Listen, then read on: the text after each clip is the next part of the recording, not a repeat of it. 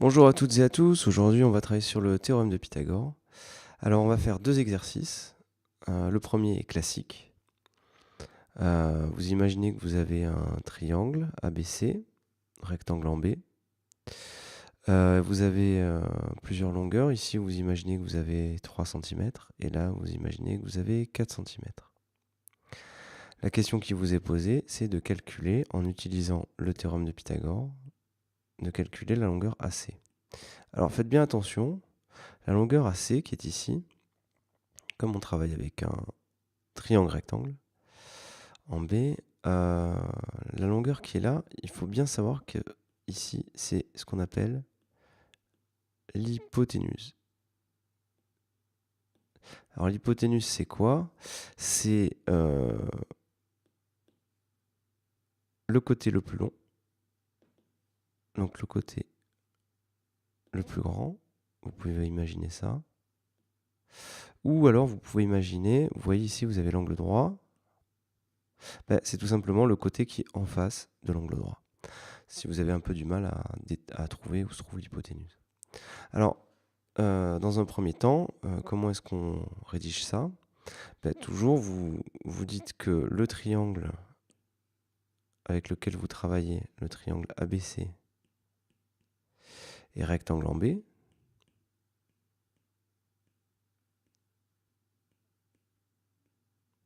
Et vous dites que vous utilisez ensuite le théorème de Pythagore. Donc d'après le théorème de Pythagore,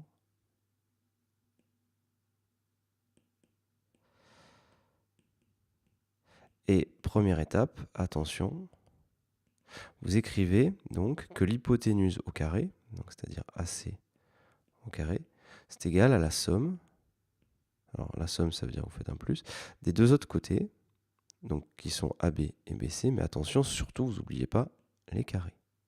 Donc AB et BC. Ici on a le triangle qui est rectangle en B. Une fois que vous avez ça, dans votre esprit, vous vous dites AC c'est ce que je cherche, AB et BC, je connais les longueurs. Donc vous réécrivez la même égalité sans oublier les carrés, en remplaçant par les longueurs. Donc ici vous avez 3 au carré, et BC ça fait 4 au carré. Une fois que vous avez ça, vous continuez à côté, et vous obtenez que AC au carré, il faut toujours recopier. Alors 3 au carré, combien ça fait? 3 fois 3, ça fait 9. Et 4 au carré, 4 fois 4, ça fait 16. Vous continuez votre calcul, et vous obtenez que AC, et vous n'oubliez pas le carré, 9 plus 16, ça fait 25. Attention, c'est maintenant qu'il y a l'étape la plus délicate. Il ne faut surtout pas oublier de répondre à la question, c'est-à-dire, ce qu'on vous demande, c'est de trouver la longueur AC. Donc comment est-ce que je fais? Je prends la racine carrée et j'utilise la calculatrice. Alors ici, on peut le faire de tête, mais si c'est une valeur différente, on pourra le faire à la calculatrice. Donc vous calculez du coup AC, et il n'y a plus de carré, égale à racine carrée de 25. Racine carrée de 25, vous faites le calcul et ça vous donnera 5 cm. Attention, là, il n'y a plus de carré et vous avez votre résultat. Deuxième exercice que l'on peut vous poser. Alors celui-là, il est un petit peu différent. On vous donne encore une fois un triangle rectangle.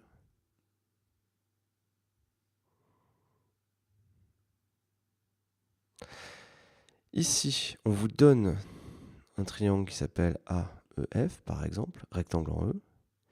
Mais il y a un petit changement. Ici, on vous donne par exemple que la longueur AF est égale à, tout simplement, 32. Et ici, on vous dit que la longueur AE est égale à 5. Alors, ce que vous allez faire, il faut bien se poser la question. On vous demande de calculer la longueur EF. Et là, attention, EF, ce n'est pas l'hypoténuse. EF n'est pas l'hypoténuse. Il y aura un petit changement donc. Donc, de la même manière, pour calculer la longueur EF, encore une fois, on utilise le théorème de Pythagore. Donc, d'après le théorème de Pythagore,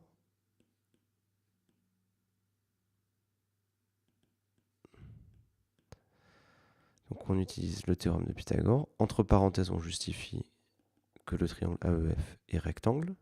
Sinon, on ne peut pas utiliser le théorème de Pythagore. Donc un rectangle en E. Et encore une fois, on écrit le théorème de Pythagore, mais toujours pareil. On écrit encore une fois l'hypoténuse, donc c'est AF au carré, qui est égal à AE au carré plus EF au carré. Donc ici, l'hypoténuse, elle est ici, comme d'habitude. Le théorème de Pythagore ne change pas. Par contre, maintenant, on va remplacer. Donc AF, ça vaut 32. Vous écrivez 32 au carré. AE, vous le connaissez, ça vaut 5. Et vous écrivez 5 donc au carré. Plus EF au carré. Donc cette étape-là, elle est quand même très importante. Donc ici, vous allez devoir calculer tout simplement 32 au carré. Donc ici, vous prenez votre calculatrice, vous calculez 32 au carré, ce qui fait 1024. Donc ça nous fait 1024 égale 5 au carré, ça fait 25, plus, et on n'oublie pas de recopier le carré.